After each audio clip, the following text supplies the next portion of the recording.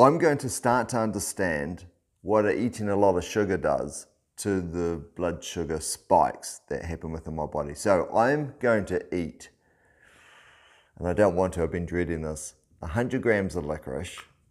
Then I'm going to take a little bit of blood, and then I'm going to measure the glucose levels in my blood the first thing in the morning. So I fasted overnight. It's been about 12 hours now since I've eaten, and this is what I'm going to be eating for breakfast. And then every 15 minutes, I'm going to be taking my bloods. Now, the reason why is I know this will give me a spike. I know it will. And then by taking it every 15 minutes, I'll know what a spike looks like in my body with the readings. And that will help me understand how often I will need to take my blood glucose level readings for all the other foods. So I'll be trying everything. I'll be trying dates and bananas and yogurt. And that will help me understand two things. One, how my race meals are set up. So what's the best food I can eat pre-race or pre-training, and how far away from race and training I should eat it. And also, if I was to have a treat, licorice versus an ice cream versus, say, 50 grams of dark chocolate, which one of those leaves a lesser of a spike or causes a lesser of a blood glucose spike? So knowing that when I do have a treat, I'm having something that works better for me. I picked up this kit yesterday. It only cost me about $20, but then you got to buy a whole bunch of test strips, and they were another $17. And I've already a little bit over 24 hours. I took about 18 tests. So yeah, the tips of my fingers are a little bit tender. It's not bad, but it means I fully understand how to use this, and I've been measuring other spikes and everything like that. Now, this is all about two things. One, getting my food dialed down for my training and what works for me the best. And secondly, like I said, when I have treats, making sure I'm picking the right treats. This should help me also with my body composition, making sure that I'm just not eating, we know that the heavier the blood sugar spike, the harder it is for your body to process those sugars, and it gets stored as fat. So what we're talking about here is, what are the best foods that I can eat that keep my fat levels down? And we know that every food type reacts to everybody differently. Where it might cause a blood sugar spike for some people, it won't for others. So that's it. Right, baseline test right now, the first thing in the morning. And thank you for being patient with me, because I literally woke up, turned this on, and it's been hard to speak. I don't think I've ever spoken for this long first thing in the morning before the brain has even clicked in. So first thing I'm going to do right now is take my baseline, and then my baseline reading, and I might keep the footage of that. I'll record it, I'll see, because it might be boring. And then I'm going to eat this 100 grams of which is going to be way too much sugar. I'm really worried about this. I've got a race in 2 weeks, so I don't think I'm going to recover from this. But it means I can see the spike, and measuring every 15 minutes means I'll know in future how often I have to monitor for me to be able to see a spike. Because my big concern is, if I monitor every half an hour, and that's the usual thing that they recommend, or that is recommended, what I'm worried is a spike will sort of come and go within that half an hour. Or at the half an hour reading, I'm getting the tail end of the spike, or maybe the midpoint, but I'm not seeing where the true top of the spike was in terms of the amount of glucose, the millimoles per litre of glucose molecules in my blood. I'll go through all the sciencey stuff a little bit later on for those that are interested. But yeah, that's the reason. This is what I'm going to do now. And yeah, let's get into it. Worried about the 100 grams of licorice, which is going to be about 80 grams of carbs, 82 grams of carbs, and 60 grams of sugar within those carbs. So I might not get through it. I might only need 50 grams and I might start to feel it then. But anyway, let's get into it. Okay, so I don't know if I'll keep this footage in or not, but those who watch my channel, by the way, I'm the Inconsequential Runner. I usually do that as an intro, but I wanted to get straight into it. You know I do these things all in one cut, so I'll be doing a little bit more editing for this video. So let's show you what I do. Okay, so there's the monitor. Okay, here's the little finger pricker thing. So you just undo that. Then you get a Lancet, which is, oh, maybe I'll bring it on camera.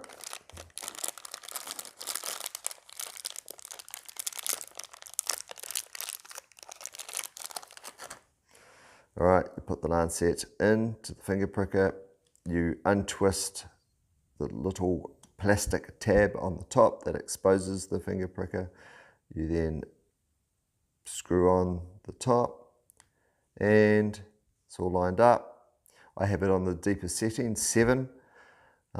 It's not really, it might be painful for some, it's okay. It's just it feels like a flick on your finger. Pull to load it. Okay, that's loaded, ready to go. Then I'll just turn it around so it faces me. Then I get a strip, a test strip. All right, I plug that in.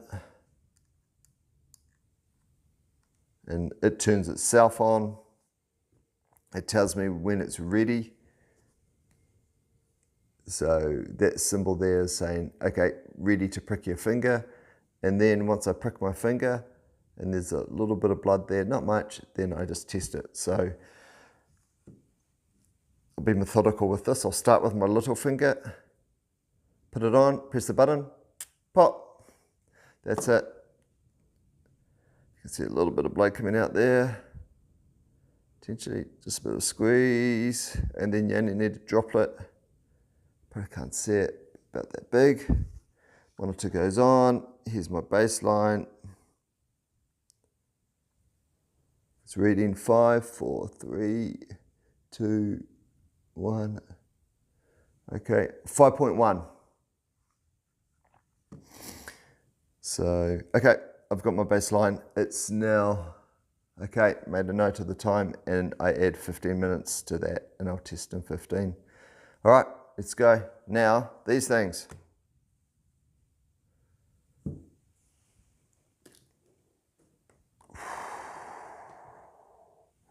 All right, let's go. I love licorice. I usually love licorice. And what do? Are you one of those people that likes to pull it apart, eat it in strips? This is my breakfast. I'm eating this for breakfast. I'm not feeling good about this. I love licorice. It is yummy, actually.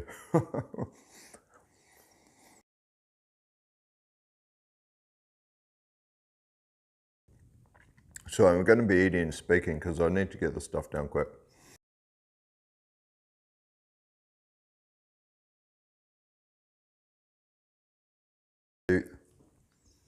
And I've done a lot of research on ChatGPT about how you moderate spikes.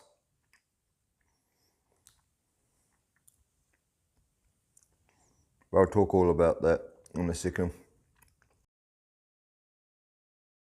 So yummy and so bad. If I don't zoom this, like times 10 it, I've left it all in and it's boring as.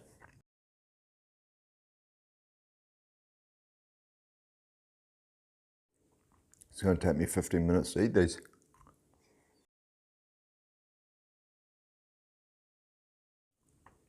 Yeah. Almost 3 to go. I'm not feeling well.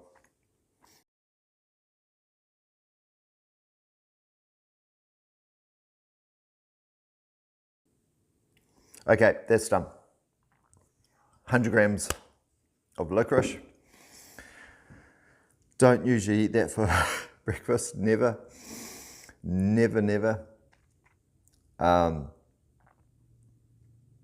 So what we'll do now is we will, every 15 minutes for the next 2 hours, test my blood sugar. Now I started the 15 minutes from the baseline. So first test, or the next test, excuse me, but the first test after consuming the sugar is 5 minutes away. So we will shoot to that test right now, and I'll take you through the test and we'll get the first reading. Then I'll do all the tests and then come back at the end with data. So I will see you, if you want to stick around for the next 30 seconds, I'll show you, a bit more than that, maybe about a minute. I'll show you a test. I'm over talking it, would have got it done in that time. And then we'll do the results so we understand the spike. And then in future videos, I'll be testing all other things like, a slice of, a banana on 2 slices of whole grain toast with a bit of peanut butter, which is my usual go-to meal. And then I'll test the gel. I'll wake up in the morning. So here's the methodology. Wake up in the morning, completely fasted, take the baseline for that morning. Don't drink too much water because I don't want it to dilute what I'm going to test. So I'm going to test dates because I'm looking to run with dates. So I've got 2 types of dates. I've got running gels. I'm going to test yogurt because I like to have yogurt as a snack, but I suspect it's not that great for my blood sugar levels. Then I'm going to test snacks that I have every so often, or treats. So there's an ice cream that I enjoy, there's dark chocolate I enjoy. So we'll test a whole bunch of things and we'll understand how high the spike is for that thing that I've eaten and how long that spike lasts for. Because I know with a bit of research I've done on ChatGPT and understanding millimoles per litre, what my blood sugar should be at, so I have a good training, so I'm not blowing up, depending on the training. So if it's a long, slow run, then I want it a little bit lower to go into the training, so something like a 6 to a 7 by the sounds of things, but then also it can be a little bit more elevated, an 8 or a 9, something like that for some intense training and it's only going to be an hour long, that's going to start straight away. But I'll find out what my blood sugar level should be because I'll take that data, then I'll go do the training and then I'll monitor how I felt in the training and how I performed in the training, and then I'll link the two together and hopefully there's a correlation that when my blood sugar is around about here, then the training is around about here. But as I say, outside of training, making sure I'm eating the foods that respond well for my body, so I'm making better choices, so I'm not carrying so much body fat. All of that good stuff. Okay, that's it. All right, so now a quick test for the first reading after having the sugar, and then I'll take you through, I'll do 2 hours of testing every 15 minutes, and I'll take you through the data. Now that means a lot of finger pricks, so I've drawn a pattern on my hands, and I'm marking where I'm pricking each finger. So you can prick them twice, one on the outside, and then one on the inside, and then just work through that way. Can I call it outside or left side and right side of each finger, and your thumbs included. And I found some fingers bleed a lot easier than others. Like the little prick, a bubble of blood comes out pretty readily, and some others, you just gotta squeeze it out. It's crazy, but anyway, it's what it is. Okay, how are we going for time? Am I almost there? Oh, yes, I am. Okay, here we go. Test number 1. Test number 1 after the baseline post. Okay, so I need to get rid of the old needle. So let's just do that. It's not a needle, it's a lancet. My wife can't stand this stuff. She's just super squeamish. But all it is, as I say, it's like if you've ever donated blood, and it's that little prick that they do right at the start before you give blood to test your iron levels and stuff like that. That's what this is all about. So I load, like I did, the lancet in here, then I prepare it to shoot through so it's ready to go. Then I don't have to turn this on. What turns it on, the little unit that measures the blood, is I get one of these test sticks, and then the test stick just goes into the unit, and you can see that it's turning itself on. And now that symbol, I don't know if it's coming through clearly, says give your finger a little bit of a jab. I'm ready to do that. So I've done this part of this finger, now I'm going to do this part. Just push it against, press the button, boom, little trigger, a little bit of blood coming. I don't know if I'm being clever with this or I'm being an idiot, I don't know, but I'll do the testing and I'll see. My blood's normal, I don't have any issues with the way my body processes glucose is normal. I don't have any issues or anything. So yeah, I just bought this just over the counter, this unit in testing, but this unit's used by people with, for example, diabetes and the like. Okay, there we go, a little drop of blood. Then I hit it square on with the test strip, and then what you see is it absorbs up into the test strip, then it gives you a bit of a countdown, and then it gives you a reading, 5.9. So I've gone from 5.1 to 5.9 in no time. And when you consider, oh, it's just bringing you back here. All right, and when you consider that, that I only finished the licorice just before this test, that's probably the impact of maybe, I don't know, just a proportion of that licorice. So the next test, let me just mark out where I took the sample from my finger, right? So one finger doesn't get nailed, I can go to go to another finger. So yeah, we'll see where it goes. All right, every 15 minutes, back to you in just a moment with all of the data. Okay, and we are done. 2 hours of testing every 15 minutes with the blood glucose monitor taking measures. And here's the data. So my baseline was 5.1. Then I ate the 100 grams of licorice, and what that meant was consuming 62 grams of sugar. So after 15 minutes, it went to 5.9. These are millimoles per litre, then of glucose in blood. Then 6.3 15 minutes later, then 6.5, then 5.9, and that in that window from 30 minutes to 60 minutes, that's where I had the peak. So it may have been between the 6.3 and the 6.5, so it may have gone up and came down to 6.5 and then down again to 5.9, or it may have been between the 45 minutes and 60 minutes where it went 6.5 and it may have gone up a little bit more and then came down to 5.9. So these aren't huge changes. Your baseline 5.1 isn't, well, for me, it looks like it doesn't rocket up to something else. I've tested other foods, like I have tested peanut butter on toast with banana, and it tends to go up even a little bit higher than this for that. So I don't know why the readings are what they are today. I thought it would get up closer to, and the estimate I got from ChatGPT was I was going to get about an 8.4. Didn't see that.